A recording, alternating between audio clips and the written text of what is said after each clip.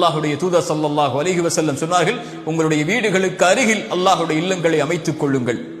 உங்களுடைய ஊர்களில், உங்களுடைய மக்கள் வாழக்கூடிய இடங்களில் அல்லாஹ்வுடைய இல்லங்களை அமைத்துக் கொள்ளுங்கள். அதை சுத்தப்படுத்துங்கள், அதை நறுமணப்படுத்துங்கள். அது அல்லாஹ்வுடைய இல்லங்கள் என்று அல்லாஹ்வுடைய தூதர் ஸல்லல்லாஹு அலைஹி வஸல்லம் சொன்னார்கள்.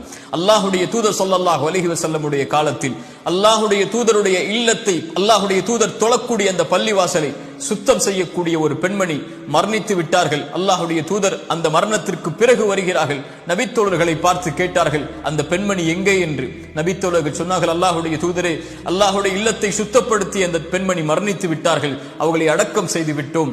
அல்லாஹ்வுடைய தூதர் கூறினார்கள், எனக்கு தகவல் கூறியிருக்க கூடாதா, எங்கே இருக்கிறது அந்த மன்னரை என்று கூறி அல்லாஹ்வுடைய தூதர் அந்த பெண் அடக்கம் செய்யப்பட்ட இடத்திற்கு சென்று அவர்களுக்காக துஆ செய்தார்கள்.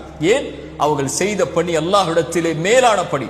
அல்லாஹ்வுடைய இல்லங்களை சுத்தப்படுத்தக்கூடிய பணியை அல்லாஹ் நேசிக்கிறான். அல்லாஹ்வுடைய தூதர் அந்த பெண்மணிக்காக அல்லாஹ்விடத்திலே துஆ செய்தார்கள், அவர்கள் மரணித்ததற்கு பிறகும்.